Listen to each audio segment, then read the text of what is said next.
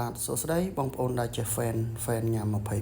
24តាមពិតទៅខ្ញុំក៏ជា fan ញ៉ាំ24ដែរហើយក៏ជា rider 24ពីមុនមកដែរប៉ុន្តែថ្ងៃនេះខ្ញុំចង់បង្ហាញពីរបៀបកម្មងម្ហូបនិងភេសជ្ជៈទៅតាម Grab App ឲ្យបានត្រឹមត្រូវ 100% បងប្អូនដឹងហើយថា App ញ៉ាំ24បានលក់ទៅឲ្យ App Grab ហើយអញ្ចឹងបងប្អូនអាចកម្មងម្ហូបនិងភេសជ្ជៈនៅតាម App Grab បានអញ្ចឹងខ្ញុំសូមបង្ហាញបងប្អូនពីរបៀបកម្មងម្ហូបអាហារនិងភេសជ្ជៈទៅតាម Grab App ឲ្យបានត្រឹមត្រូវ 100% អូខេជាដំបូងយើងចូលទៅកាន់ Grab App បន្ទាប់មកបងប្អូនចុចពាក្យថា Food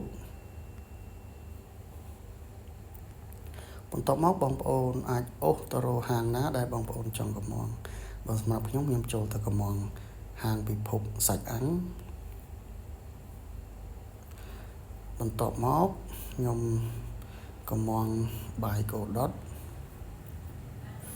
អូខេបងប្អូនត្រង់ចំណុចនេះបងប្អូនអាច note ទៅខាងហាងឧទាហរណ៍ថាបងប្អូនចង់ note ថាសុំ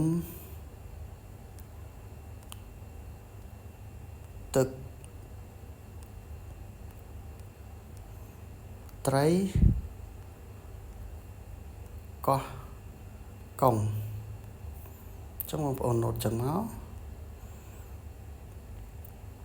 ហើយតមកបងប្អូនចុចកន្លែងសញ្ញាខៀវនេះមកតមកបងប្អូនចង់កម្មងអ្វីផ្សេងទៀតក៏បានបើបងប្អូនថាអត់ចង់កម្មងអ្វីផ្សេងទៀតបងប្អូនចុចទៅលើសញ្ញាខៀវនោះទៀតបន្ទាប់មក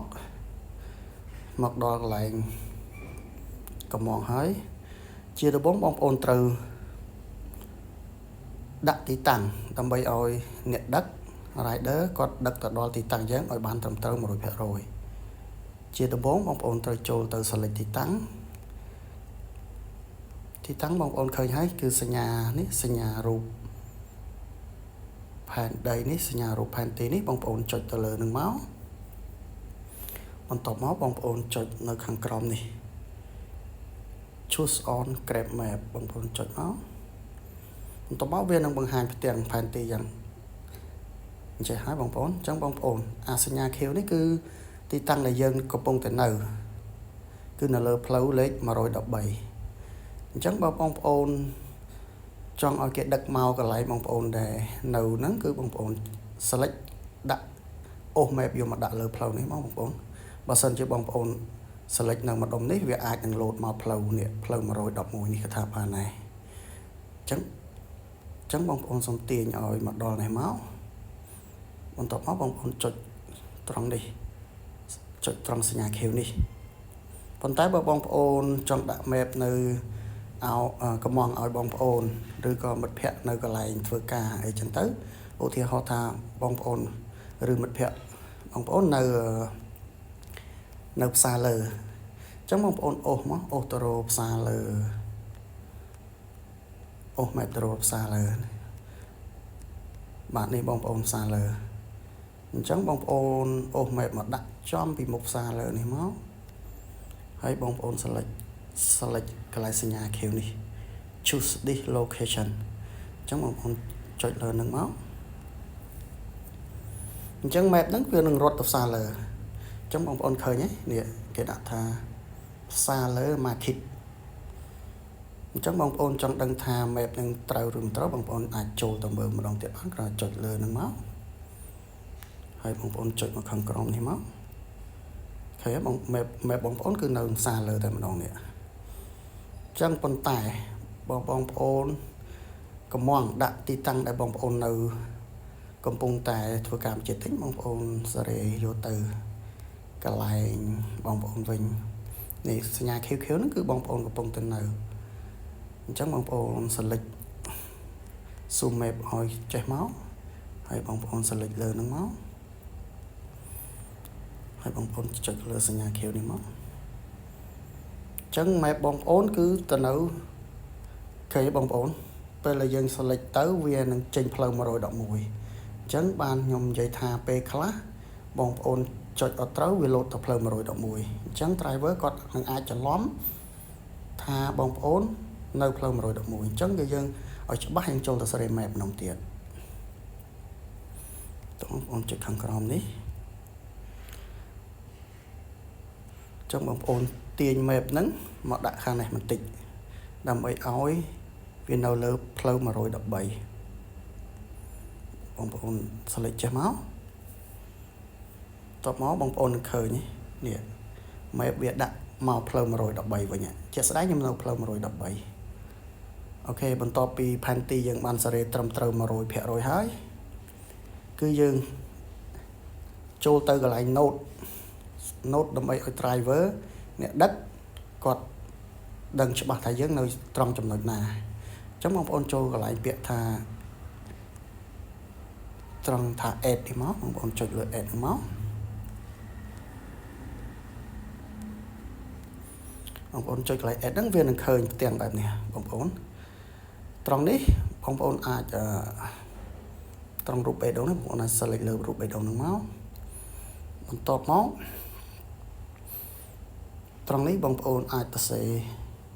អាច note ទៅសេថា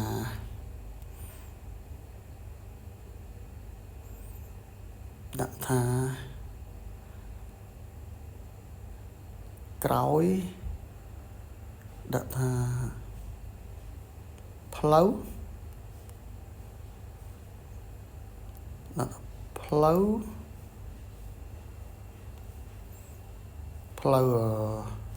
113ចឹងមកឥឡូវនេះបងប្អូនមិនដាក់អីទេឥឡូវនេះសម្រាប់បងប្អូនណាដែលនៅឧទាហរណ៍ថានៅផ្សារ Print Mall អញ្ចឹងគឺយើងដាក់ផ្លហ្នឹងគឺយើងដាក់ជាន់ទី1ដាក់ជាន់ទី1ជាន់ទី2ដាក់ជាន់ទី2អញ្ចឹងទៅតែអាត្រង់នេះបងប្អូនអាច note ថាបងប្អូន note ប្រាប់អ្នកដឹកថាបងប្អូននៅត្រង់ចំណុចណាឧទាហរណ៍ថាបងប្អូនដាក់ថាហាងឈ្មោះអីចឹងទៅទោះថាហាងថតរូបចឹងទៅថតរូបដាក់ថាហាងថតរូបចឹងទៅអញ្ចឹងពេល rider គាត់ទៅដល់ទីតាំងរបស់បងប្អូន rider គាត់នឹងសម្លឹងទៅរកហាងថតរូបដែលបងប្អូនថានៅហាងថតរូបហ្នឹងអញ្ចឹងឧទាហរណ៍ថាបងប្អូនចង់ថែមលេខទូរស័ព្ទមួយខ្សែទៀតដែលអាចតាក់ទងទៅបងប្អូនបានបងប្អូនដាក់លេខទូរស័ព្ទមកឧទាហរណ៍ថា096 757 3344អញ្ចឹងទៅតបមកបងប្អូនចង់ដាក់រូបបងប្អូនចុចកន្លែងនេះ add photo នេះមកតបមកបងប្អូនយករូបពីទូរស័ព្ទមកឥឡូវឧទាហរណ៍ថាខ្ញុំដាក់រូបកន្លែងនេះចុះដាក់រូបត្រង់នេះចឹងបងប្អូនវាតែ add នេះមកគេរូបហ្នឹងគឺវានៅនឹងហ្មងចឹងពេល rider ទៅដល់គាត់នឹងទៅរកហាងថតរូបហើយនឹងមើលរូបបងប្អូនដែលដាក់ចឹងប៉ុណ្ណឹងបងប្អូនចុចកន្លែង confirm នេះមកអា Q នេះមកអញ្ចឹងហើយនៅត្រង់ចំណុចនេះបងប្អូនពាក្យថា standard នេះគឺការដឹកជញ្ជូននេះគឺ free ទេ free ដឹកជញ្ជូនទេទៅតាមស្តង់ដារក្រុមហ៊ុនអញ្ចឹងគឺក្រុមហ៊ុនធ្វើទៅតាមស្តង់ដារអាចចន្លោះពី15នាទីទៅ20នាទីអញ្ចឹងទៅគឺធ្វើតាមចង់អាកន្លែងនេះចង់មានន័យថាធ្វើតាមដំណើរអត់បខំប៉ុន្តែបើសិនជាបងប្អូនselect នៅលើអាពាក្យថា priority ពាក្យ priority នេះគឺចង់សំដៅថាកន្លែងហ្នឹងគឺបើសិនជាបងប្អូនចុចត្រង់ហ្នឹងវានឹងបូកថែមតម្លៃ 1000 ទៀតបងប្អូនឃើញនេះតម្លៃ 1000 ទៀតតែបើបងប្អូនចុចនៅខាងក្រោមគឺដក 1000 ចេញវិញអញ្ចឹងអាត្រង់នេះ priority នេះពាក្យនេះប្រែមកថាអតិភិបអញ្ចឹងបើបងប្អូន មានន័យថាបងប្អូនមានអត្ថភាពទទួលបានការកំងហ្នឹងលឿនអញ្ចឹងបងប្អូនដោយសារបងប្អូនថែម 1000 អញ្ចឹងអត្ថភាពអីគេអត្ថភាពគឺ delivery directly to you with no stop in between ពាក្យនេះចង់មានន័យថា rider នឹងដឹកជញ្ជូនម្ហូបទៅបងប្អូនដោយគ្មានការឈប់នៅកន្លែងណាផ្សេងទៀតមានន័យថាឧទាហរណ៍ថាបងប្អូនកំងខាងក្រុមហ៊ុននឹងទម្លាក់ឲ្យអ្នកដឹកណាដែលនៅចិត្តបំផុតហើយនឹងលឿនដើម្បីដឹកម្ហូបនោះទៅឲ្យបងប្អូនឲ្យបានលឿនអញ្ចឹងបងប្អូនពាក្យហ្នឹងគឺចង់មានន័យថាអញ្ចឹងបងប្អូនចង់លឿនបងប្អូន select លើនឹងមកតម្លៃឃើញបងប្អូនឃើញតម្លៃវាឡើង 1000 ទៀតតែបងប្អូនថាគិតថាធម្មតាបងប្អូនចុចពាក្យថា standard អញ្ចឹងគឺវាដកលុយ 1000 ចេញវិញបងប្អូនឃើញទេអូខេបន្ទាប់មកគឺយើងចូលទៅដល់កន្លែង cash បងសាច់ប្រាក់បងប្អូនអញ្ចឹងបងប្អូន select លើ cash ហ្នឹងមកនេះ cash អញ្ចឹងបងប្អូននឹងឃើញគេថាឲ្យបងតាម cash បងតាម card ឬបងតាម ABA Pay អញ្ចឹងបើសម្រាប់បងប្អូនចង់ ABA ចុចទៅលើ ABA បើបងប្អូនចង់ cash ក៏ cash ទៅសម្រាប់ខ្ញុំបង cash បន្ទាប់ពី cash បងប្អូនសម្រាប់អ្នកដែល download app Grab ថ្មីអតិជនថ្មីបងប្អូនគឺគេមានការទទួលបានកូដបញ្ចុះតម្លៃ 60% កំងបាន2ដងបងប្អូនអញ្ចឹងបងប្អូនចុចកន្លែងពាក្យថា use offer យក offer នេះមកវានឹងចេញផ្ទាំងបែបនេះបងប្អូនចូលកន្លែងនេះដើម្បីវាយកូដបងប្អូនកូដគឺកូដកន្លែងហ្នឹងគឺគេវាយពាក្យថា Grab លើបញ៉ាំចុះបងប្អូនវាយមកវាយពាក្យថា Grab លើបញ៉ាំមក Grab លើបញ៉ាំចុះបងប្អូនពាក្យវាយពាក្យ Grab លើបញ៉ាំនេះមកបងប្អូននឹងឃើញសញ្ញាដាក់ថាបញ្ចុះតម្លៃ 60% នៅត្រង់នេះបងប្អូនឲ្យគ្រីសមកហើយបងប្អូនចុចអូខេទៅវានឹងបញ្ចុះតម្លៃបងប្អូន 60% តែសម្រាប់ account ខ្ញុំបានកំងច្រើនលើកច្រើនសារហើយអញ្ចឹងគឺវាអស់ហើយ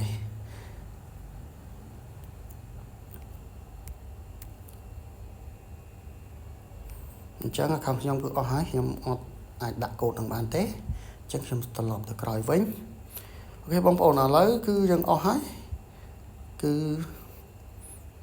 យើងទៅដល់វគ្គកំងហើយកំងបងប្អូនចុចកន្លែងនេះចុចសញ្ញាខៀវនេះវានឹងលោតកំងហើយប៉ុន្តែខ្ញុំអត់កំងទេដោយសារខ្ញុំអត់ត្រូវការកំងនេះខ្ញុំគ្រាន់តែធ្វើវីដេអូឲ្យបងប្អូនបានយល់ច្បាស់ពីរបៀបដាក់ទីតាំងនិងរបៀបកំង app Grab ឲ្យបានត្រឹមត្រូវ 100% អញ្ចឹងបងប្អូនរួចអស់ហើយបងប្អូនកុំតន់ចុចកំងបងប្អូនពិនិត្យពីលើចុះក្រោមវិញថាបងប្អូនត្រូវអស់ឬនៅអញ្ចឹងមុខម្ហូបបងប្អូនកំងមាន1តែបងប្អូនចង់បាន2បងប្អូនចុចថែម2ចេះថែមលេខចេះបាន2អញ្ចឹងទៅតែបងប្អូនចង់បាន3ណាដកចង់បាន1ដកអញ្ចឹងវិញទៅអូខេបងប្អូនឥឡូវ map យើងគឺត្រូវហើយផ្លូវ113យើងពិនិត្យឡើងវិញអញ្ចឹងបងប្អូនថាត្រឹមត្រូវអស់ហើយបងប្អូនចុចកន្លែងនេះមកសញ្ញាខៀវនេះ place order នេះគឺកំងយកតែម្ដងអញ្ចឹងខ្ញុំអត់កំងទេអញ្ចឹងវីដេអូមានតែប៉ុណ្្នឹងហើយបងប្អូនសង្ឃឹមថាបងប្អូននឹងយល់ច្បាស់ពីរបៀបកំងម្ហូបអាហារនឹងភេសជ្ជៈទៅតាម Grab App ឲ្យបានត្រឹមត្រូវ 100% អញ្ចឹងវីដេអូនឹងមានតែប៉ុណ្្នឹងទេអូខេបាយបាយអរគុណសម្រាប់ទស្សនាវីដេអូមួយនេះ